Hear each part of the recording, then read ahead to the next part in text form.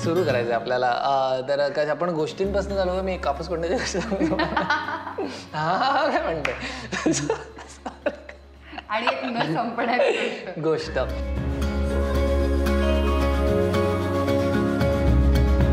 नाही पण आपण गप्पा गोष्टी म्हणजे गोष्टींबद्दल गप्पा मारायला भेटलोय. तर आपण गोष्टींपासून चालू करूयात. तुम्ही तुमच्या दोघांच्या आयुष्यात गोष्टी कशा इंट्रोड्यूस झाल्या? आजी ना.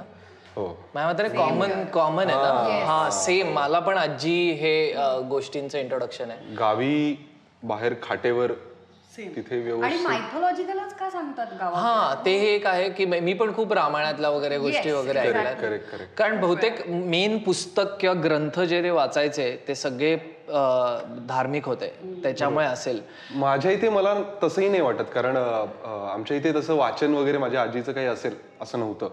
पण ते ऐकीव जास्त होतं की तिथल्या तिथे ज्या गोष्टी आपल्याला पुराणातल्या वगैरे माहित असतात त्याच सांगितल्या जातात. आणि त्याच तेव्हा ओरल नरेशनचं हे पण होतं ना, म्हणजे खूप जास्त कीर्तन व्हायचं, भारुड व्हायचं, तर त्यातनं ते मिळत असणार गोष्टी वाचलेल्या. मला काली माता आणि शंकर ती गोष्ट मला अजून आठवते, कारण माझी आजी ऍक्च्युली काय व्हायचं, दॅट्स रिअली क्यूट, की ती विसरून जायची की आपण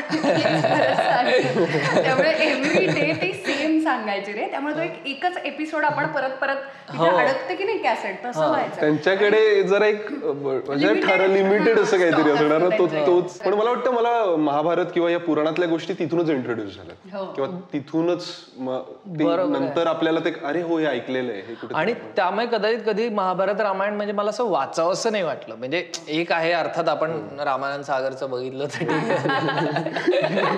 त्यामुळेही वाचावं असं नाही वाटलं.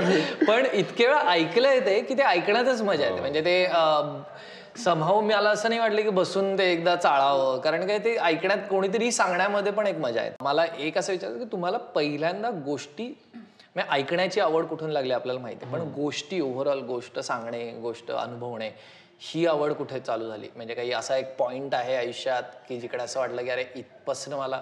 तेव्हाच लहानपणीच ना कॅसेट्स मिळायच्या छान छान गोष्टीच्या, म्हणजे अशोक सराफ, भक्ती बर्वे, त्याच्यानंतर अशा बऱ्याच लोकांच्या आवाजात त्या गोष्टी होत्या आणि मला अक्षरशः त्यांच्या आवाजात तशाच लक्षात येत, इतक्या ते छान नरेट केलेले असायच्या. ते कॅसेट माझ्याकडे होतं, भाग 1, भाग 6, 7 असे काहीतरी होते त्याचे. राईट.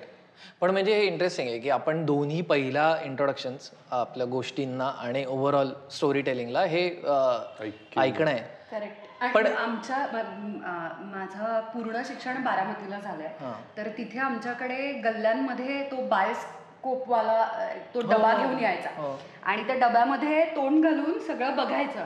तर ती जी चित्र होती ती खूप कमी होती, पण तो गोष्ट इतकी मोठी करून सांगायचा ना रंगून, की जया भादुरी बघा वगैरे गाणं क्रिएट करायचा आणि तो ऑलमोस्ट नाचायचा आणि इतकं अमेझिंग सगळं सांगायचा.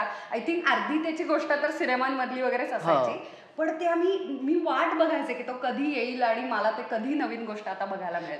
माझ्यासाठी असं होतं की आमच्या इथे माझे सगळे जे मित्र होते ते माझ्या वयाचे नव्हते, माझे खूप भांडणं व्हायचे लहानपणी. तर त्या लहानपणी आता कमी होतात, गेले तुझ्या वयाचेच मित्र असल्यामुळे होतं. हा नाही, पण लहानपणी सगळ्यांची भांडणं व्हायचं, त्यामुळे मी दूरच राहायचो सगळ्यांपासून.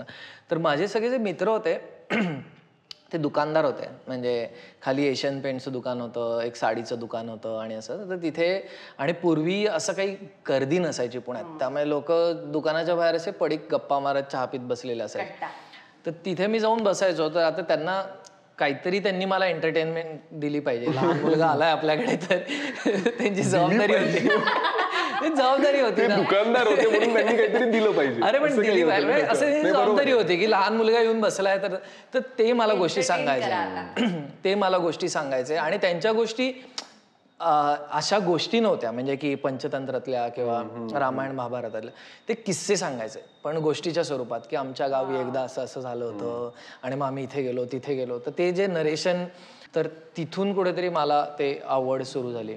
हे झालं आपलं ओरल ट्रॅडिशनचं, म्हणजे जेव्हा आपण कारण तेव्हा लिहिता वाचता यायचं नाही, पण मग पुढे शाळेत जायला लागतो, शाळेमध्ये पुस्तकं कंपल्सरी होतात. पण त्यानंतर आपल्याला पहिल्यांदा आयुष्यात पुस्तक आवडतं कधीतरी. तर तुमची अशी काही मेमरी आहे खास पुस्तकाची मेमरी? माझी चंपक, ठकठक आणि चंपक, चांदोबा.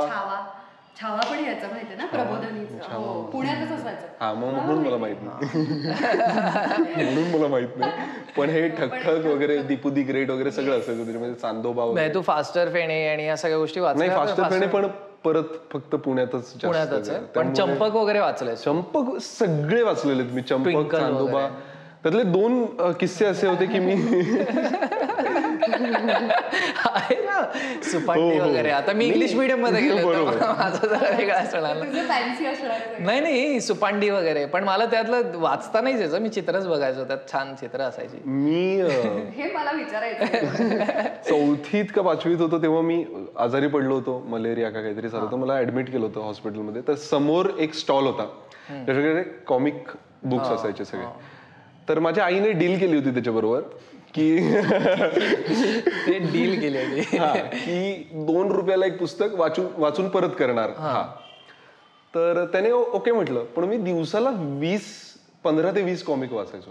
तर तो जरा त्याचं नुकसान झालं. पण आईचंही बऱ्यापैकी झालं, 31 रुपये दिवसाला खर्च नाही, पण मला मी तेव्हा खूप वाचलं, कारण मी दिवसभर हॉस्पिटलमध्ये असायचो. आई शाळेत जायची, कारण ती शिक्षिका आहे, कोणीच नसायचं. पण मग ते हे वाचलेत का तुम्ही त्याच्यामुळे, नागराज, परमाणू, मी त्याच्यावर महाबली शाखा, चाचा चौधरी. सो माझं ऍक्च्युली तिथून चालू झालं. म्हणजे मी म्हंटल तसं की माझं वाचनाचा प्रॉब्लेम होता. मी खूप ऐकिवे याबद्दल तुझ्या या. अरे मला रचलेलं नाहीये मला. आपण वाटलं सर एकदा कधी एवढ्यासाठी तारे जमीन परची स्टोरी तुझ्यावरून ते आता मी खपवतो. पण मला रीडिंग डिसेबिलिटी आहे, रीडिंग रायटिंग डिसेबिलिटी. पण त्याला डिस्लेक्सिया आहे की नाही मी कधी, कारण आपल्या काळी असं काही जाऊन डॉक्टरांना दाखवा वगैरे असं नव्हतं. वाच नीट वगैरे, नीट वाच, नीट लिह वगैरे आळशी आहेस, तुझं लक्ष लागत नाही, बाहेर बघत बसतो वगैरे असं असं. त्यामध्ये मला माहित नाही काय आहे ते, पण मला अजूनही वाचायला भरपूर 5 वेळा पुढे जायचं, मग मागे यायचं, पुढे जायचं. तर त्यामुळे काही इंटरेस्ट नव्हता. ट्विंकल सुपांडी आवडायचं कारण चित्र स्वरूपात असायचं आणि खूप कमी अक्षर असायची. पण माझा महाबली शाखा, बुके बेडिये, डोंगा आणि चाचा चौधरी हे मी वाचलंय, कारण मी राजस्थानला होतो आणि सेम म्हणजे आपलं जरा खूपच जवळ जायला लागलं. पण मला मलेरियाच झाला होता आणि मी पण हॉस्पिटलमध्ये होतो 3 महिने. पण माझ्या मताने माझी आजारपण आणि कॉमिक याचं काहीतरी आहे. आणि तुला बरोबर डास चावले, आम्हाला जरा अभ्यासू डास चावले. पण तेव्हा मी पहिल्यांदा कॉमिक्स वाचलेत आयुष्यात. ती पहिली मेमरी आहे. पण माझी पहिली अशी पुस्तकाची आवड लागण्याची मेमरी खूप डीप लेवलची, ती नंतर सांगतो. ते म्हणजे मी व्हॅन गॉगचं चरित्र वाचलं होतं, माधुरी पुरंदर यांनी केलेला अनुवाद. तर तोपर्यंत म्हणजे ते आत्ताच आहे. तर मध्ये मी अजिबात पुस्तक वाचले नाही. तर तेव्हा मी पुन्हा, माझा एक किस्सा तसाच आहे की हे बदलापूरला होतो मी शाळेत. मग तिथे आम्ही अशी पुस्तकं वाचायचो. तर अश्लील पुस्तकं त्याचं मी वाचन करायचो मोठ्यांदा, जाहीर एकट्याने वाचण्यात काय म्हणजे. तर आम्ही बदलापूरला अशा खूप चांगल्या निसर्गरम्य ठिकाणी आम्ही जाऊन तलावाच्या बाजूला वगैरे असे 5-6 मित्र बसलेत आणि माझ्याकडे असायचं. आणि मग तिथे त्या गोष्टींचं वाचन व्हायचं. पण ते इमॅजिनेशन त्याच्याबद्दल नाही बोलत होत आपण, तसंही चालू असतं तसंही नाही. पण मला तो किस्सा आठवला की त्याचंही वाचन असं, म्हणजे ते असा प्रवास होता. पण ऐकण्यावरनं आणि ह्याच्यावरनं आणखीन एक परंपरा म्हणजे जसं ओरल नरेशन आणि ठीक आहे, वाचिक अभिनय आणि कीर्तन आणि ह्या सगळ्या गोष्टी एक आपल्या श्रवण ह्या एक गोष्ट होती. सो एक तर म्हणजे ह्या आपण लोकांकडनं ऐकलेल्या, आपण स्वतःहून, आणि मग आपण साधारण ह्या वयात येतो की जिकडे आपल्याला आपले चॉईसेस तयार व्हायला लागतात. तर आणि मग लेखक, मग कोणी लिहिलंय, हे कोणाचं कसं म्हणणं आहे, माझं काय म्हणणं आहे, त्याच्यावर ते सगळं सेटल व्हायला लागतं. तर तसं कुठले आता सगळ्यांचं ऑब्व्हियसली पहिलं एक इंट्रोडक्शन वपू काळे आणि पु ल देशपांडे हे असतं मराठी लोकांचं. म्हणजे त्याला ते बेसिक्स आहेत स्टेप 1. तर तसं तुमचं पहिलं काय म्हणतात ऑथर बेस्ड प्रेम किंवा कुठला ऑथर किंवा कुठलाही लेखक जो तुम्ही चूज केला असं कधी काही तुमचं झालं का किंवा काही आहे का? वपू काळे. म्हणजे 8वी 9वी 10वीतला मी जो एक किस्सा सांगितला त्याबरोबर हेही घडत होतं माझ्याबरोबर की कथाकथन स्पर्धा ज्या काय व्हायच्या त्यात मी वपू काळेंची बदली ही कथा तर ती घेऊन निघायचो मी कथा घेऊन. तर तेव्हा ज्या काही कथाकथन स्पर्धा असायच्या त्यामुळे ती एक सांगायचो, ती भदे अशा सगळ्या कथा. मग तेव्हा मी ऐकायचो खूप ह्या सगळ्या ज्या वपू काळेंच्या पु ल देशपांडेंच्या अशा ज्या सगळ्या कथाकथनाच्या पण कॅसेट्स होत्या ना त्या सगळ्या मी ऐकायचो. तुझ्या बाबत कुठले? मला तर पुलंचं वाऱ्यावरची वरात त्यांना माझं ऍक्च्युली लाईफ चेंज झालं. कारण की दुर्दैवानं पुलं गेल्यानंतर मला पुलंचं वाचन सुरुवात झाली. रादर मला कळालं सगळं आणि मग आय वॉज फॅसिनेटेड. कारण मला लहानपणापासून अभिनयाविषयी आणि गोष्टींविषयी खूप आकर्षण होतं आणि पुलं कळाल्यानंतर वाऱ्यावरची वरात माझं इतकं जिव्हाळ्याचं झालं की मी ते परफॉर्म करायचे. म्हणजे वराड किंवा वाऱ्यावरची वरात मी परफॉर्म करायला लागले आणि मग शाळेत गणपती मंडळात वगैरे अशी सुरुवात झाली. पण एक होता कारभार मला अजून आठवतंय की ते असं शाळेच्या काळात शिक्षक देतात ना आपल्याला वाचलेलंच असतं. असं मला खरं चेंज म्हणता येईल तर ना माझ्यापेक्षा माझ्या वडिलांनी एक पुस्तक वाचलं आणि पूर्ण कुटुंबाचं आयुष्य बदललं. हे खूप आता दिस साऊंड्स रिअली फिल्मी पण हे खूप खरं आहे. कारण की एक खूप छान फिलॉसॉफी जर एंटर झाली एका पुस्तकाच्या माध्यमातून तुमच्या घरात तर किती बदलू शकतं हे मी पाहिलेलं आहे. कारण वामनराव पैंचं अमृत मंथन नावाचं पुस्तक माझ्या वडिलांनी वाचलं आणि आय स्टील रिमेंबर की जे भयानक उपास तापास आणि पूजा अर्चा आणि जे अननेसेसरी कर्मकांड जी व्हायची ना अंधश्रद्धा म्हणता येईल की ते फक्त भक्तिभावानं न होता त्याचा पूर्ण घरावरती परिणाम व्हायचा त्या सगळ्याचा. पण ते सगळं पालटलं. म्हणजे एक कमाल प्रॅक्टिकल सायंटिफिक फिलॉसॉफी जी फॉलो करता येईल असं पुस्तक जर घरात आलं तर किती बदलू शकतं हे मी पाहिलं. माझ्याही आई वडिलांबरोबर ते बऱ्यापैकी सिमिलर ह्याला झालं. कारण माझे आई वडील कधीच असं नव्हते की रिग्रेसिव्ह होते किंवा हे करू नको ते करू नको असं तसं. पण त्यांना अनफॉर्च्युनेटली आपल्यासारखं एक्सपोजर नव्हतं, इंट्रोडक्शनच नव्हतं. अनलेस तुम्ही जर का अत्यंत अकॅडमिक फॅमिलीमध्ये किंवा इंटेलेक्च्युअल परिस्थितीत किंवा तुम्ही स्वतःहून तसे असाल म्हणजे तुमचा पण जे साधं आयुष्य जगतात त्यांना आणि त्यामुळेच कुठेतरी पु ल आणि वपू रिलेटेबल पण होतात. ते साध्या माणसांच्या गोष्टी सांगतात. पण जेव्हा कॉम्प्लेक्स आयुष्य जगून कॉम्प्लेक्स गोष्टी वाचणं होतं त्यांनी सगळं बदलून जातं. आणि माझ्या आईवडिलांना ते सेम आम्ही जेव्हा एलकुंचवारांचं पहिलं नाटक ते म्हणजे केलं गारबो नावाचं ते बघायला आलं आणि ते म्हणले की एक मिनिट काय विषय काय तुझा म्हणजे हे काय चाललंय की आणि मग पण हळूहळू एक 5-6 वर्षांनी त्यांना ते हे झालं ऑलमोस्ट ते झिरपत पोचलं की ओके हे असू शकतं ह्या दृष्टीने आपण जगाकडे बघू शकतो. आणि असं तसं मगाशी आपण तो विषयाला थोडा हात घातला होता की माझी आई आता मला नाही आठवत खूप गोष्टी सांगताना ते म्हणजे ती लहान होती तेव्हा सांगत होती पण फोन आल्यापासून घरी गोष्टी सांगणं कमी झालंय. तर कुठेतरी ऐकणं कमी होतंय का आजकाल असं वाटतं का तुम्हाला दोघांना? काही अगदीच वाटतं मला की झालंय म्हणजे ते आहेच. कारण बघणं फार वाढलंय. आणि आता कसं झालंय की आधी तरी टीव्ही असल्यामुळे एकत्र कुटुंब बसून बघतोय काहीतरी असं काहीतरी व्हायचं. पण आता मोबाईल आल्यामुळे इंडिव्हिज्युअली आपण प्रत्येक जण त्यात अडकलेलो असतो. तर त्यामुळे मला वाटतं आणि परत आता शहरी याच्यामध्ये तर मला वाटतंच आहे की आपला पेस आणि ह्या सगळ्याच गोष्टी इतक्या वाढल्या आहेत त्यामुळे हे सगळं ऐकणं तो वेळ देणं त्याच्यासाठीचा जरा कमी झालाय. हॉर्न वाजवतो कोणी मागणं तर त्याच्याकडेही आपण रिॲक्ट होत नाही आजकाल. म्हणजे कारण हॉर्नची पण सवय झाली आहे की तो असतोच की हॉर्न ना तर ते एक पुढचा एक प्रश्न असा की तुम्ही तरी सुद्धा वाचन अजून तुम्ही दोघं करत असाल तर आत्ता लेटेस्ट काय वाचता आणि काय संपवलंय वाचून? मी आता माझ्या वाचनात आलेलं म्हणजे लीन इन नावाचं शेरिल सँडबर्गचं पुस्तक आहे. अच्छा. आणि ना जी फेसबुकची COO होती आणि मला जनरलच असं लक्षात आलं थोडा मोठं झाल्यानंतर की मला महिला लेखिका ज्या आहेत म्हणजे महिला लेखक त्यांच्याविषयी जास्त आपुलकी तयार झाली आणि त्यांचा पर्स्पेक्टिव्ह मला खूपच आवडायला लागला. त्याच्यामुळे ना मला मनातला अवकाश, त्याच्यानंतर कविता महाजनांच्या कविता आणि हिचं पण म्हणजे ही परदेशी आहे पण ना ते जे कॉर्पोरेट जग आहे किंवा एक डिजिटल फेसबुक आहे ते खूप मोठ्या पदावरती सांभाळलेली आणि तिची पूर्ण फॅमिली आहे, 2 मुलं तिला आणि ते सगळं सांभाळून she is a COO of Facebook. तर लीन इन वाचल्यानंतर ना माझं मला खूपच आवड लागली की एक कम्प्लीट पुस्तकाने एक मला जर्नी म्हणतात ना पूर्ण, तर मला ना लक्षात आलं की मला नॉन फिक्शन जास्त आवडतंय आणि लोकांच्या लाईफस्टाईल्स आणि जर्नीज वाचायला मज्जा येते. किंवा कोणीतरी आता या पदावरती किंवा या ठिकाणी पोचलंय आयुष्यात तर त्यांचा पर्स्पेक्टिव्ह कसा आहे त्याच्याकडे बघण्याचा.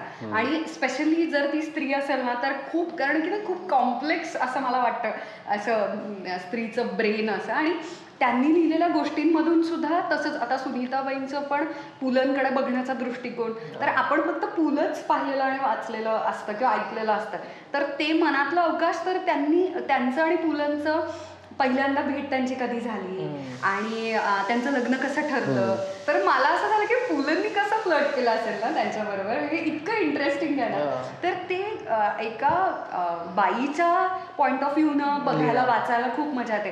तुला म्हणजे इन टर्म्स ऑफ लेटेस्ट वाचलेलं पुस्तक? आणि माझं असं होतंय की मी आता सध्या ना मला एकच एक पुस्तक मी सुरू केलं आणि ते संपवलं असं नाही होत. ओके. तर 2-3 पुस्तकं मी सायमल्टेनियसली मग यातलं थोडं वाचलं. मग तुम्ही कुठलं पुस्तक ऐकलंय का कधी? मी ऐकायला लागले ऍक्च्युली. बाजीगर नंतर डायरेक्ट स्टोरी कट्टू झालं ते. खरं तर मी ऐकायला सुरुवात केली subtle art of not giving F. हे स्टोरी टेलवरती ऐकलं पहिल्यांदा, कारण त्याची इतकी हवा तयार झाली त्या पुस्तकाची. आणि मला पहिल्यांदा पुस्तकं ऐकली जातात ही कॉन्सेप्टच कळाली एका युट्यूबर कडून. कारण अमेरिकन किंवा कनेडियन किंवा ब्रिटिश बेस्ड जे युट्यूबर्स आहेत ते जे लाईफस्टाईल आणि या संदर्भात, तर त्यांच्या ते व्हिडिओज बनवतात तेव्हा त्यांच्या ऑडिओ बुक्स हे जगण्याचा भाग आहे. म्हणजे ते सकाळी वॉकिंग पासून रनिंग, सायकलिंग, त्यांच्या मुलांना सांभाळताना, कुकिंग करताना, त्यांच्या ऑफिसेसमध्ये ते सतत ऑडिओ बुक्स ऐकतात. आणि हे मला खूप म्हणजे मला इंट्रोड्यूस झालंच मी हे सांगते जवळजवळ 5-7 वर्षांपूर्वीची गोष्ट आहे ही. आणि मला झालं की हे कमाल आहे, ही अशी किती पुस्तकं, even rich dad poor dad जे पुस्तक आहे फेमस, तर ते मला खूप लोकांनी तू ऐक. आणि मग मी खूप प्रयत्न केला डाउनलोड करायचा की अरे मग हे आपल्याला का नाही ऐकायला मिळत. आणि मला असं कळालंच नाही की हे मी मोबाईलवरून ऐकू शकते. सो मी ते लॅपटॉपवरून जसे आपण सिनेमा डाउनलोड करतो तसा मी प्रयत्न केला की मला ऐकायला आवडेल काहीतरी काम करताना वगैरे. तर मला कधीच त्याचा रीचच झाला नाही, मला मिळालीच नाही ती कधी पुस्तकं.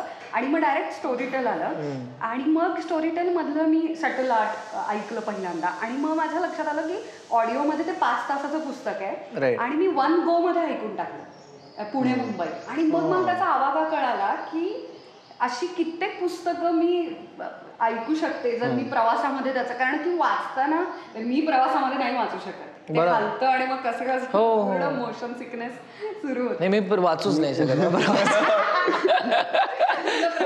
स्थिर असेल तरी मोशन सिकनेस. मी ऍक्च्युली 2 वर्षापूर्वी एका ऍपसाठीच काही गोष्टी आम्ही रेकॉर्ड केल्या होत्या. तर दमा मिरासदार, रत्नाकर मतकरी, तेंडुलकर या सगळ्यांच्या गोष्टी आम्ही त्याच्यासाठी रेकॉर्ड केल्या होत्या. तेव्हा माझ्या बरोबर मग जितेंद्र जोशी, त्याच्यानंतर ऐश्वर्या नारकर, अशा बऱ्याच लोकांकडून त्या गोष्टी रेकॉर्ड केल्या गेल्या होत्या. त्या सगळ्यांच्या गोष्टी मी ऐकल्या. तर माझी गोष्ट तर मला त्यांनी नंतर पाठवलीच, पण त्याचबरोबर ह्याही गोष्टी पाठवल्या. तर तेव्हा मला असं झालं की ती ऐकायची गंमत मला फार आली. मला तसा मृत्युंजयचा मला लोक लाज काढतात तू क्लासिक नाही ऐकलेलं किंवा वाचलेलं असून, सो तू सगळं वाचलंयस आणि तू मृत्युंजय नाही वाचलेलं. आणि मला इतके वर्ष मला लोकांनी अपमान केलेला आहे ना की मला असं झालं की दॅट्स बॅड, माझ्या जगण्यात अर्थ नाही वगैरे. कारण लोक असं भासवून देतात की तू हे पर्टिक्युलर पुस्तक नाही वाचलं तर तू जगण्यात तुला काहीच अर्थ नाहीये. तर तसं मला स्टोरीटेल मधून मग मी ऐकलं फायनल की आता बोला, मग मी अख्खं मृत्युंजय ऐकलं वन गो मध्ये. नाईस. मला मी ॲक्च्युली ऐकायला लागलो ते म्हणजे एक 2 शोज आहेत इंटरनॅशनल. एक रेडिओ लॅब नावाचा शो आहे, त्याच्यामध्ये ते वेगळ्या वेगळ्या विषयांवर एक हे करतात. आणि मी म्हटलं तसं नॉन फिक्शन मला जास्त आवडतं. फिक्शन मला बघायला खूप आवडतं, सेम तुझ्यासारखंच खूप जास्त बघायला आवडतं, पण नॉन फिक्शन ऐकायला खूप आवडतं. पण मी एक ॲक्च्युली एक सिरीज ऐकली होती, दॅट अमेरिकन लाईफ नावाचा एक शो आहे.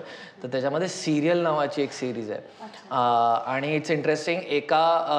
एका माणसाने एका मुलीचा खून केला, एका तरुण मुलाने, अशी केस झाली होती आणि within few weeks of this thing त्याला कन्व्हिक्ट करून आत टाकून दिलं. आता गंमत अशी आहे की त्याचं खरं जे झालं आयुष्यात ते प्रूफ इनफ नाही आहेत कोणाला कन्व्हिक्ट करायला, पण तो असूही शकतो असं. तर त्यांनी फक्त त्याच्यावर एक सिरियल केली आहे की ज्याच्यामध्ये पर्स्पेक्टिव्ह आहेत वेगवेगळे की तो आहे की नाही, आणि दर एपिसोडला ते शिफ्ट होतं. आणि हे ऐकताना सगळं इमॅजिन व्हायला लागलं आणि त्यांनी अचानक दारच उघडली ऑडिओ बुकसाठी की ॲक्च्युली हे दिस इज मेंट फॉर मी. म्हणजे माझ्यासारख्या लोकांसाठी ज्यांना कदाचित, आणि म्हणजे मी रिडिंग डिसेबिलिटी वगैरे पण नाही म्हणत आहे, की ज्यांना नाही आवडत पुस्तकं वाचणं. खूप लोक असतात ज्यांना नाही आवड नाहीये, म्हणजे forget about it's like a gym किंवा व्यायाम करण्यासाठी. बरोबर, आपल्याला कधीच ते स्वतःहून नाही, पण केल्यानंतर बरं वाटतं. आणि काही लोकांना ज्यांना जिम आवडत नाही त्यांना कदाचित अचानक ते काय कोर स्ट्रेंथ ट्रेनिंग आणि या सगळ्या गोष्टी आवडायला लागतात, किंवा सायकलिंग जसं माझा भाऊ आधी जिम वगैरे काही त्याला आवडायचं नाही, आणि सायकल आल्यापासून आता तो सगळ्या प्रकारचे व्यायाम करतो सायकलिंगची आवड झाल्यापासून. तर ते कुठेतरी त्याची आवड तयार होते ऑडिओ बुक्स मधनं. तर ते मला हे, तुम्हाला असं कुठलं पुस्तक आहे का जे कदाचित ऐकायला मजा येईल, म्हणजे वाचलं आहे ऑलरेडी आणि आता ऐकलं तर मजा येईल, मला दुसऱ्याच्या आवाजात एकदा ऐकायचं आहे वगैरे, असं काही वाटतं कधी? म्हणजे मला तसं हॅरी पॉटर बद्दल वाटतं, कारण मी हॅरी पॉटर किती वेळा कन्झ्युम करू शकतो. कितीही ते बालिश वाटलं तरी मी रोज बघू शकतो हॅरी पॉटर. म्हणजे मी घरी आलो, टीव्ही नाही आहे माझ्या घरी, आणि त्यामुळे आई वडिलांकडे आलो तर मी टीव्हीवर लागलाय का पॉटर एकदा चेक करून, लागलेला असतो, ते सूर्यवंशम सारखं आहे ते की चालू असतो तर कुठल्या तरी चॅनलवर असेल. तर तसं आता मला हॅरी पॉटर ऐकावं असं वाटतंय खूप. मला वाटतं मला जीएनच्या ज्या कथा आहेत त्या जर ऑडिओमध्ये आल्यात ना तर त्या ऐकायला, कारण त्यांच्या ज्या कथा आहेत ना त्या फारच त्याचं खूपच नरेटिव्ह किंवा जे काही ते लिहितात ना ते इतकं डिटेल्ड असतं ना, तर ते वाचतानाच एक काहीतरी उभं राहतं आपल्यासमोर. सो जर कोणी ते वाचलं तर ते आणखीन छान उभं राहील असं मला वाटतं. तर मला जीएनच्या कथा असं वाटतं की मला ऐकायला आवडतं. पण अजूनही तुमच्या दोघांसाठी जाऊन फिजिकली ते वास असलेलं, छान नवीन वास असलेलं पुस्तक घेणं का ऑडिओ बुक्स असं चूज करायचं झालं तर काय तुमचं फिलिंग आहे? आणि फ्रँक मध्ये मला दोन्ही ऍक्च्युअली, कारण मी अजूनही पुस्तकं विकत घेतो. मी गेलो तर माझा खूप वेळ जातो. मी एखाद्या पुस्तकालयात गेलो तर मी त्यातून बाहेर काढावं लागतं मला. पण तसंच मी म्हणेन की ऑडिओ बुक्स जरी असतील ना तर मला तेही तितकंच आवडतं, कारण मी मुंबईत असतो जिथे खूप ट्रॅफिक असतं, आवाज बंद करून त्यात गाडीत आपण एक खूप अर्ध आयुष्य गाडीत असतो आणि परत तेच की मग त्यावेळेस जर तो सत्कारणी लागतो मला वाटतं. माझं सेम गाडीच्या पुणे मुंबई, मी मुंबईत असतो आणि आहे पुण्याचा, त्यामुळे ते काही ना काही कारणाने पुण्याला येणं, कागदपत्र हे ते चालू असतं. तर पुणे मुंबई प्रवास हा ऑडिओ बुक्सनी इतका म्हणजे सोयीस्कर झालेला आहे ना, कारण ते गाणी सिलेक्ट करा, प्लेलिस्ट शोधा, तीच गाणी वाजवा, मग त्या पेसप्रमाणे ड्रायव्हर फास्ट स्लो चालतो. तर त्याच्यावरचं पुस्तक ऐकत असलं की तोही एका नॉर्मल याने चालत राहतो. तर ते खूप चांगलं आहे. पुस्तकात त्या गोष्टीत घुसला की संपलं. हो, काहीतरी भूताची बिताची थ्रिलर. पण तुझ्यासाठी पुस्तक आणि ह्याच्यामध्ये प्रामाणिकपणे सांगायचं तर मला खूप आवडतं पुस्तकाचा वास, आणि मग क्रॉसवर्ड किंवा कुठच्याही पुस्तकाच्या दुकानांमध्ये बघायला नवीन नवीन काय काय आलंय वगैरे, आणि एक असं भारी वाटतं ना आपण पुस्तकं विकत घेतो वगैरे. कारण स्टेशनरी बद्दल मला खूप आकर्षण, माझ्याकडे सगळी फॅन्सी स्टेशनरी, म्हणजे मी प्लॅन प्रमाणे नाही दिलं तरी माझ्याकडे दरवर्षी प्लॅनर असतो. डायरी वगैरे. तर ते एक मार्चपर्यंत ती नाटकं चालतात, फेब्रुवारी-मार्च पर्यंत, आणि मग मी अजिबात डायरी लिहित नाही. तसंच मला पुस्तकांचं पण मी प्रामाणिकपणे स्वतःशी बोलले की मला ती सगळी प्रोसिजर खूप आवडतीये की जायचं बघायचं बेस्ट सेलर आणि मराठी वगैरे इंग्रजी नवीन आलेली असं सगळं बघायचं आणायचं आणि ते तसंच राहतं ते तसंच राहतं कारण ते पूर्ण नाही होत आणि मग त्याचा एक गिल्ट येतो की आपण ते आणलं 300 रुपयाचं 500 रुपयाचं पुस्तक आणि ते इतकं छान ते तसंच पडून राहतं सोफ्यावरती आणि काहीच घडत नाही पुढे. सेम माझं मी 500-600 रुपयाची काही काही पुस्तकं घेतली आहेत आणि ती आता मला माहिती आहे मी माझ्यातून वाचन होणार नाहीये. पण मग ऑडिओ बुक्स म्हणजे आता हे स्टोरीटेल वगैरे ॲप 299ला महिनाभर तुम्ही पुस्तकं ऐकू शकता. 70,000 पुस्तकं तर त्यामुळे आणि ते दोन्ही गोष्टी होऊ शकतात खरं तर म्हणजे ऐकायचं आणि हातात पुस्तक ठेवून त्याचा फील घेत राहायचं किंवा वास ऐकतोय आणि वास घेत राहायचं. ऍक्च्युली ई बुक्स पण आहेत म्हणजे सेम पुस्तक ऐकता ऐकता क्रॉसवर्ड मध्ये जाऊन पुस्तक ऐकायची. पण येस पण मला पर्सनली ऑडिओ बुक्स म्हणजे ज्या प्रकारचं हे आहे त्यांनी मला ते अगदी सोयीचं वाटतं. आपण एक शेवटच्या गोष्टीवर बोलूयात फक्त आणि मग कदाचित सिली वाटेल प्रश्न पण माझ्यासाठी ते आहे म्हणून मी विचारतोय. पण is audio books a permanent solution? म्हणजे असं वाटतंय की रिप्लेस होईल कधी पुस्तकं? इतकी छान इथे ठेवलेली आहेत छान दिसत आहेत ती बिचारी तर ती अशीच इथे ठेवलेली राहतील आणि ऑडिओ बुक छान दिसतायत बिचारी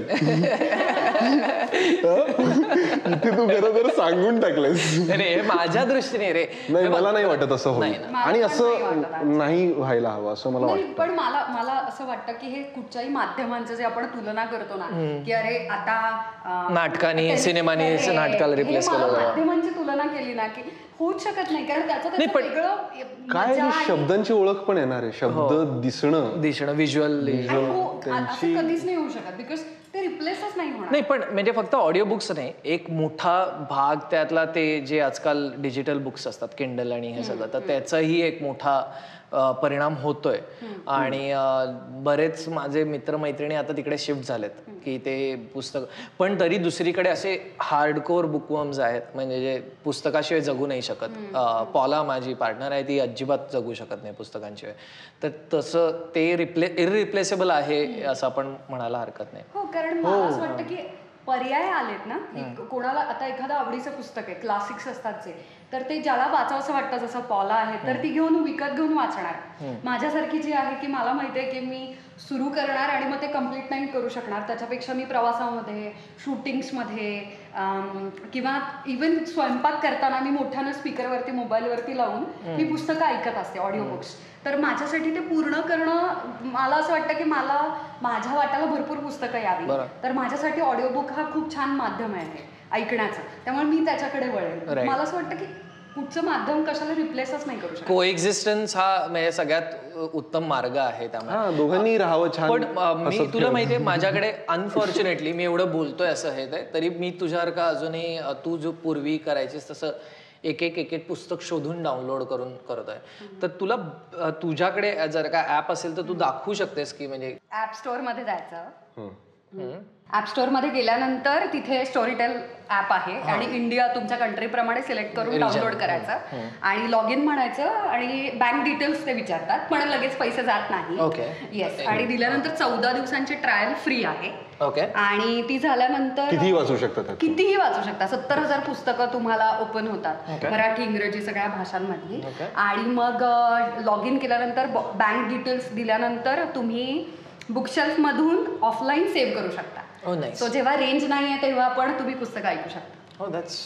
आणि मग 299 जसं आपण नेटफ्लिक्सचं किंवा अमेझॉनचं मंथली मेंबरशिप घेतो तसं 299 मध्ये सगळी पुस्तकं ऐकायची. पण ज्यांना आवड आहे पुस्तकांची त्यांच्या दृष्टीने हे ग्रेट आहे कारण 299 म्हणजे आपण एका पुस्तकाची किंमत म्हणतोय आणि त्यात जर का ते त्यांची स्ट्रेंथ असेल 2-3 वाचायची तर आणि इन्फॉर्मेटिव्ह पॉडकास्ट वगैरे पण सगळे त्याच्यात अवेलेबल होतात सगळे एंटायर लायब्ररी. आणि त्याच्याबरोबर 2 प्रकार आहेत म्हणजे क्लासिक पुस्तकं आहेत जी आपली मृत्युंजय किंवा पुलंचं कथाकथन आणि सगळीच जी हॅरी पॉटर इंग्लिशमध्ये तर ती सगळी आहेत.